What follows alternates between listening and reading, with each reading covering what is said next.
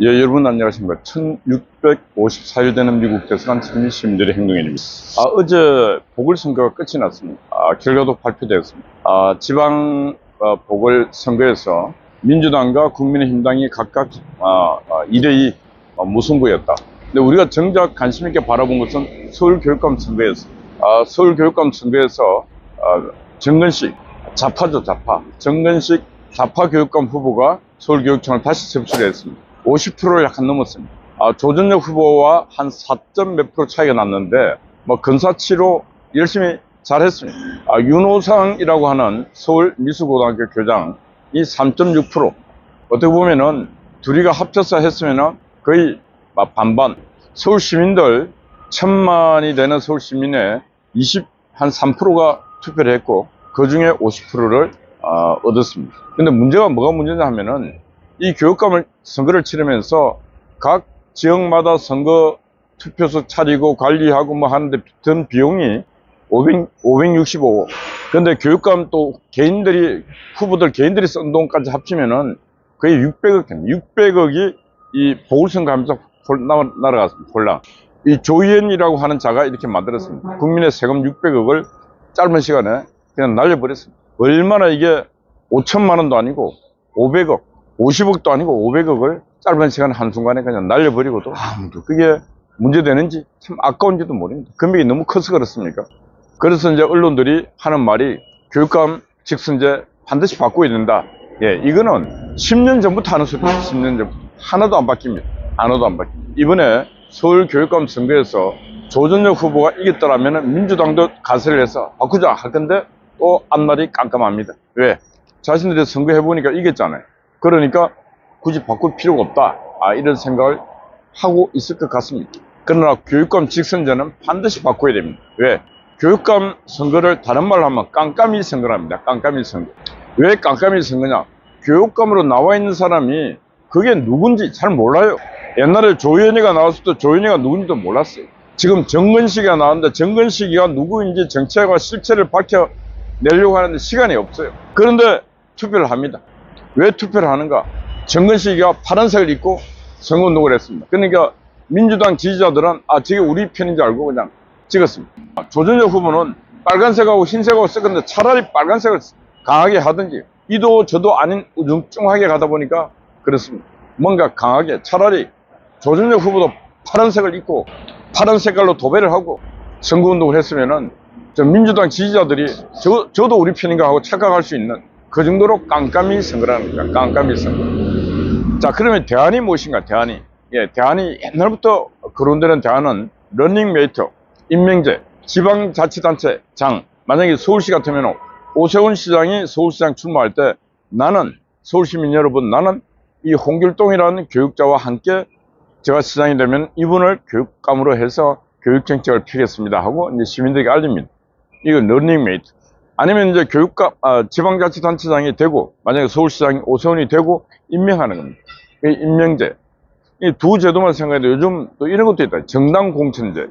두 개 이제 지방자치단체장이 임명하든, 아니면 러닝메이트로 뛰든 했을 때, 잘못하면은, 자치가 되지 아니하고, 지방자치단체장에게 종속될 수 있다는 우려 때문에, 정당공천제도 당에서 공천하는 거죠.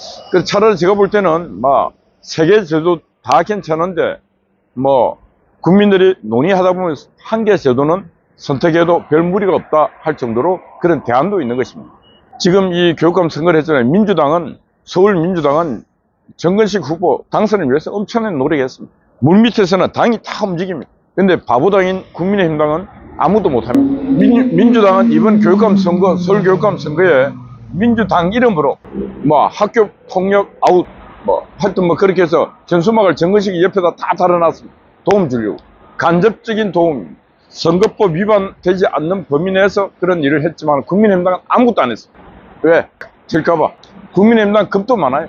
이 교육정책이 정근식이가 되느냐 조전혁이가 되느냐에 따라서 교육정책이 친민주당, 친국민의힘당으로 갈 수도 있음에도 불구하고 국민의힘당은 아무 노력도 안 했어요. 그러니 지죠. 그럼 땀 한 방울이라도 현수막 한 개라도 붙인 민주당이 이기죠. 그래 이겼어요. 민주당이.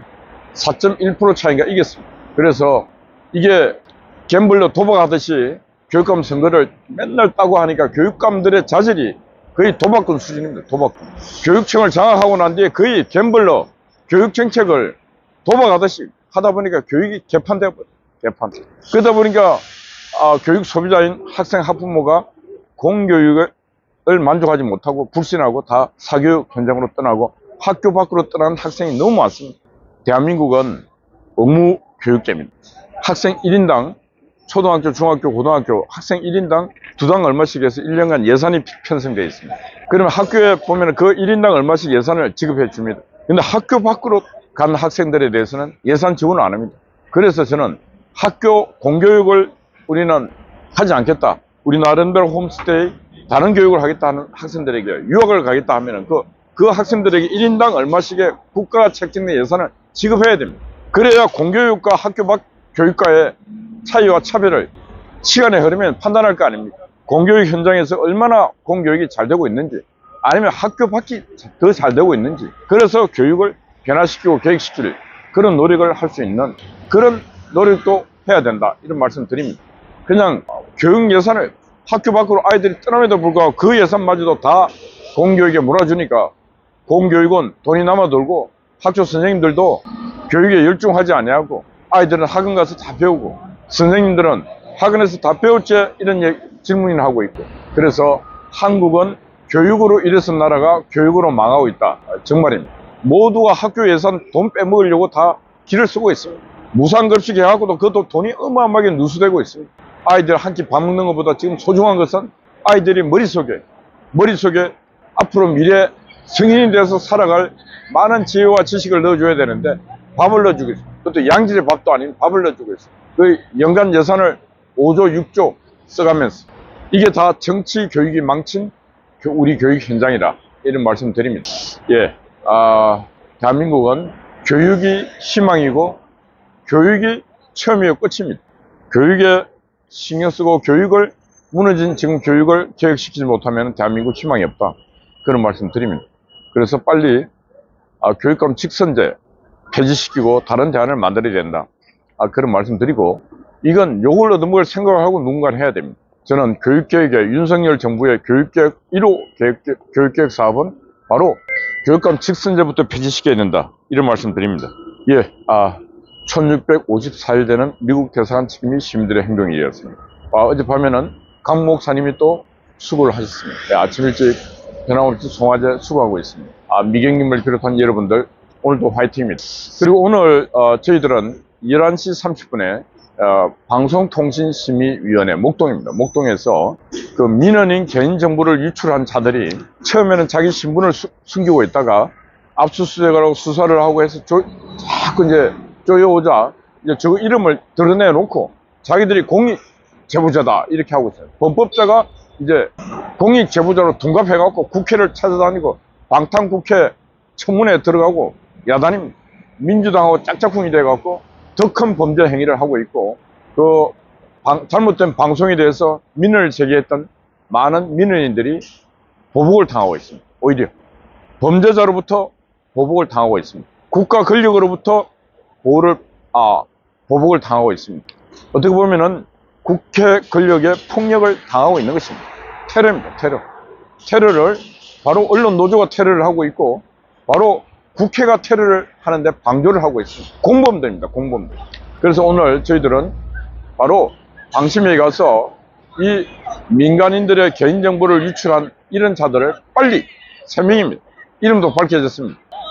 구속하라고 저희들이 구속 촉구 집회를 합니다. 시간 되시는 분들 방송통신심의위원회 11시 반까지 오시면 고맙겠습니다. 예, 여러분 화이팅입니다. 감사합니다.